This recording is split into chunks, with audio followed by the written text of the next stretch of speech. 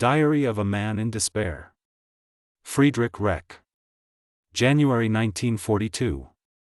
This winter has fallen on us like an Apache. Apparently, the eternal sickening invocation of the Nordic which has gone on here these last years has been answered with this series of Hyperborean winters. For 8 weeks now, like an image of the desolation which weighs down on this people's soul, whiteness has blanketed the contours of the earth. I have had to have a tunnel the height of a man dug from the house to the barns. Standing at the highest point of this Spitzbergian mass of ice, I am on a level with the second floor of the house.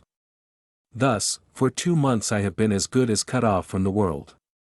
To get a pound of meat is a 2-hour journey on skis, it is a 24-hour, polar expedition to the nearest bank or to the dentist, and it takes 2 full days of traveling in a disgustingly filthy train, filled to the luggage racks with unclean and bad-smelling people, to get to Munich, a trip that used to take 90 minutes by car. This waste of time, inflicted on us by a regime which takes everything and gives nothing, means that you can do practically nothing involving the use of the mind. In the absence of all repairmen, a man has to become his own electrician, roofer, and plumber to thaw out frozen pipes and drains, and keep his household functioning. Recently, on a walk through the frozen woods, I found a starving fawn that had been torn by a dog. I took it home, fatally wounded as it was, but it died in my arms, died with tears in its eyes, and a look of endless sadness, an indictment of the Creator for allowing one of his creatures to suffer so. Once, in the South Atlantic, I saw a whaler in the process of killing a female accompanied by one of her offspring. The harpooner, a red-bearded Irishman, kept putting harpoons into the whale. The intestines were hanging out of the mangled body of the huge animal, and nevertheless it continued to swim back and forth in the water made red by its blood, trying with its shattered body to shield the little whale. Since then, and the sight of that harpooner's freckled face as he laughed derisively, and of that poor creature, faithful to the end, I have believed in the existence of Satan as I believe in the existence of God. The winter has also changed the war. A specter is rising out of the snowy wastes of Russia, the specter of retaliation, and my honest countrymen are now trying to drown out their growing fear by believing in miracles that will change everything. They have hopes for gas which will destroy all life in a large country in 10 seconds, and a fantastic atom bomb, 3 of which would suffice to sink the British Isles, yes, and an even more fantastic tunnel, which is now supposedly being secretly dug under the channel from Calais, and out of which, one fine day, will come strolling the German army to cast all enemies of Brandenburg into the dust. In connection with this rumor about a channel tunnel, a rather strange story was told me on the Salzburg train about Captain Theodore Koch of the Hapag line. Koch was one of those gentlemen captains whose excellent appearance and perfect manners assured them of a distinguished career, and to whom were entrusted the big ships on the North Atlantic route to New York. I imagine that many Englishmen will remember this elegant and well-poised officer. Koch, then, who had been commander of a corvette in the Imperial Navy, was in this war put in charge of one of the British islands in the Channel which we had occupied. But late last autumn, a high-ranking Gestapo functionary appeared on the island. A long palaver followed, voices were raised, and at the end Koch took his service revolver and shot himself. The strange part of the story is that orderlies in the anteroom outside, who were able to hear fragments of the conversation, distinctly heard repeated mention of a tunnel. My Hamburg traveling companion, about whom I would very much like to have more information, evidently could have told me more if he had wanted to, but refused. For my part, I will believe that the circle has been squared before I will believe in this tunnel. But what is reality is the fear these Nazi desperados have of the fate awaiting them. They will try anything, including going to the moon, to escape it. So much for the rather sparse sum of my lonely days this winter. What else? Recently, whom should I be seated next to at the Regina Hotel but former Reichsbank President Herr Jalmar Schacht himself, now fallen into disgrace, a veritable cobra swollen with poison, delivering himself rather loudly enough so I could hear, anyway, of the opinion that if inflation were avoided now, he would gladly begin to believe in perpetual motion. The next day I joined a table of regular customers at the Café Helbig, at which the argument of the Catholic theologians present centered about various techniques of punishment. For the Her propaganda minister, an appearance, naked, in the monkey cage at the Hellebrunn Zoo at increased prices was proposed, but with popular prices on special days. For the great man himself, nothing less than a world tour, in a cage, with rings on his fingers and bells on his toes. The precedent here would be the punishment of Bockelson, king of the Anabaptists, whom the medieval authorities had put in a cage and then exchanged among one another like a canary, so that each in turn could have him on hand during coffee to enliven things with his gallows humor and saucy bones mots before being put to death. I was rather entertained by all this. The prospect of seeing Hitler singing the Horst Wessel Lied, naked on the Broadway stage, this idea, aside from providing a certain personal satisfaction, has deep, and it appears to me, politically practical significance. There should be room in the coming German Revolution for laughter after almost a decade in which this has been forbidden, as a safety valve through which some of the pent-up rage can be vented. Close this valve, as was done in 1919, with Law and Order, and the explosive charge will blow into the face of the maker of political fireworks. This martyrdom that is Hitlerism might have been spared us if at that time, and even if for the most conservative reasons, we had faced up to a thoroughgoing revolution, and had allowed the masses to rid themselves of their anger, and roar until they had tired themselves out. I have had a long discussion with M., who for years has been prevented by the Nazis from teaching the social sciences, about the physiology and pathology of mass man.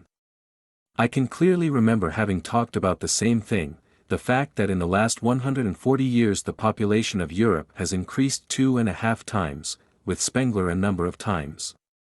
Of course, Spengler, with his one-track mind, put everything down to the legalizing of children born out of wedlock and the marriages of second and third sons of peasants who had previously become soldiers or priests. But I, then as now, was forced to come to different, more frightening conclusions. MS thinking on the subject turns to the cheek-by-jowl life of modern-day man which technology has brought with it. I cannot rest content with this, because mass man is not at all to be found exclusively among the working class. In fact, he is perhaps less common among the workers than among certain sections of the bourgeoisie who do not at all live in crowded conditions.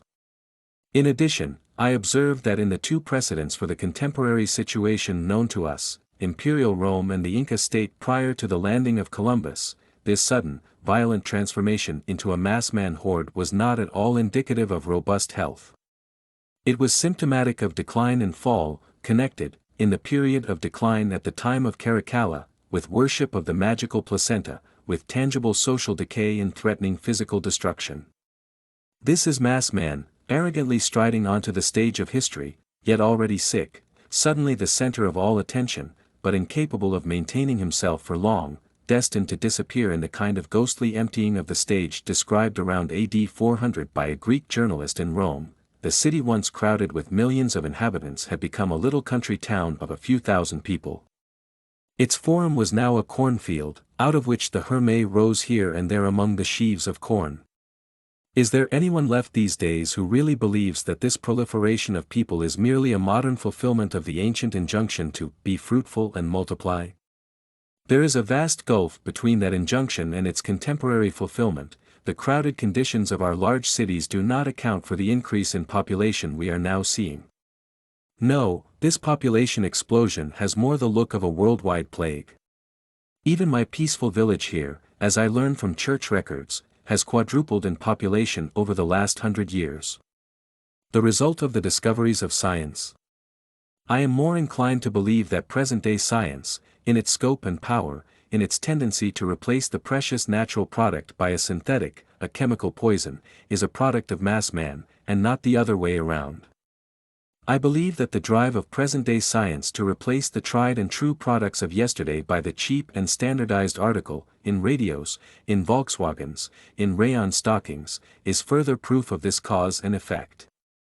And what about today's so-called better health standards, the elimination of contagious disease, and the raising of life expectancy, the disappearance of wasp waists and whalebone bellies, and the emergence of the new German look? Oh, I wish we had them all back, those bad old times. At least, for God's sake, now and then, you could find a human face, something of the old, unprettified German among those admittedly inferior types. If only by some lucky stroke of history we could just get rid of this visage of hysterical emptiness which is the typical physiognomy of Hitlerism. And to come back to the matter of increased life expectancy, this is largely due to the incubation of basically unfit children, and the elimination of the examination of the newborn that was once customary to determine if the infant was sound in mind and body.